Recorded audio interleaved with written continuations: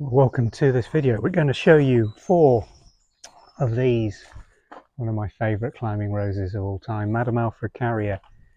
It can be quite a thug in certain situations, but get it right and it rewards you with a display in May and early June like this. Now, there is a trick to growing Madame Alfred Carriere,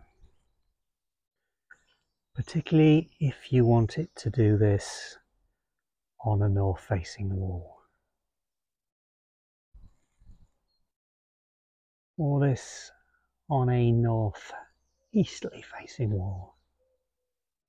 And it's down to the pruning.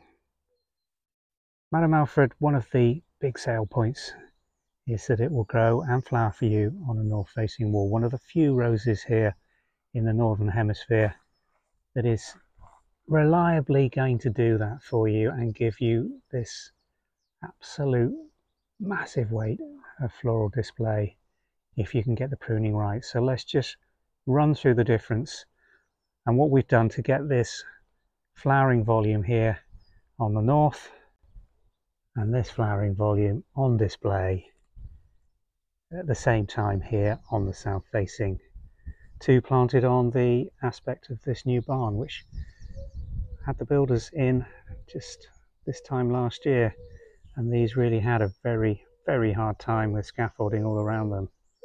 Wouldn't know it now, would you? Let's show you the tricks.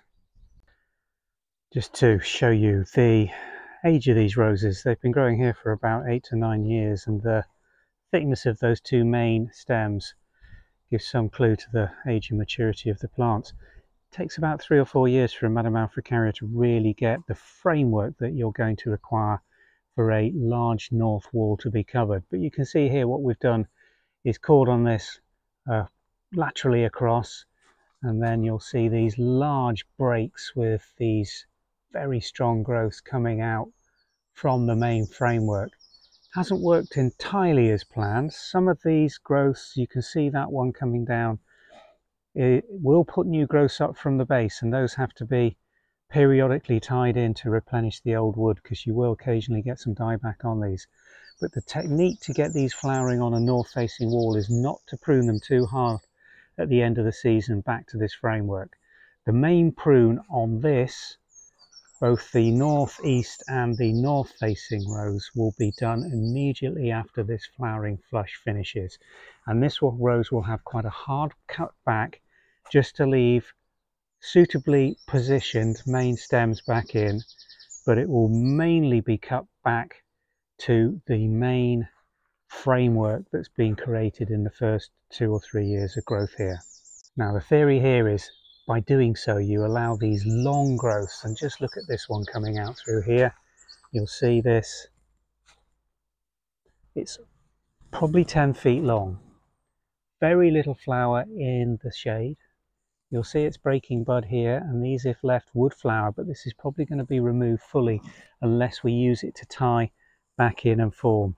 But all the flower forms almost at the end, and you can see all this bud formation is coming really probably in the terminal 1 to 2 foot of this 8 foot long growth that's been allowed to arch down. And part of what we're allowing here is, in the arching mechanism, all the leaf joints, as you can see, start to shoot, and a good percentage of them shoot with these flower buds. If this had been cut back very hard at the end of last season, the growth would not have been substantial enough to support nearly as much flower. It would be a tiny little amount of flower bud on this, and it wouldn't flower until much later in the season, and even then you would not get the volume of flower that you get using this technique. And just look, as I point up, part of the joy here, you have to have a lot of space to use this technique, because it's arching probably 7 or 8 feet away from where it's supported on this back wall. But by letting it run up to around 8 feet and then arch over, you've almost got an arch of roses that you make your way through. Doesn't work perfectly because of the weight of the flowers just pulls down, so the postman has to be a little careful delivering our post, but he's greeted by this beautiful arch of roses, and the scent when all this lot's out is absolutely spectacular. Now we use a very different pruning technique for the roses on the southern aspect. Let's go and talk about that. Now these are the southern facing roses. Now this one has already had a prune, believe it or not. This season what you will get on a southern facing Madame Alfred Carriere is two sets of bud breaking in spring. One carrying all these buds of flower, and the other is just very strong upright growth. This is typical. This is quite a weak one because, as I say, before this opened its bud about 2 weeks ago, we had to remove an awful lot of those upright, strong, vertical growths which were going to swamp the rose flowers. It was literally going to be hidden behind the rose flowers, and if those had been left, as it has done in previous seasons, they will grow very strongly. They will outgrow the level of support that we've got on this, because I don't want this rose to go much higher than the top of the window arches here. Don't want it going over onto the roof or entangling in the lights. And this is a good technique to use on a small modern house, a bungalow even, it would be fine, single story house or a double story house, just to keep it to around the 7 to 8 foot mark, and to hard prune at this time of year those upright natural growths. If they were left, they'd grow to 7 or 8 feet, start arching over and pull it right the way forward. And what that would miss up in this planting is the hollyhocks which are coming up in the foreground.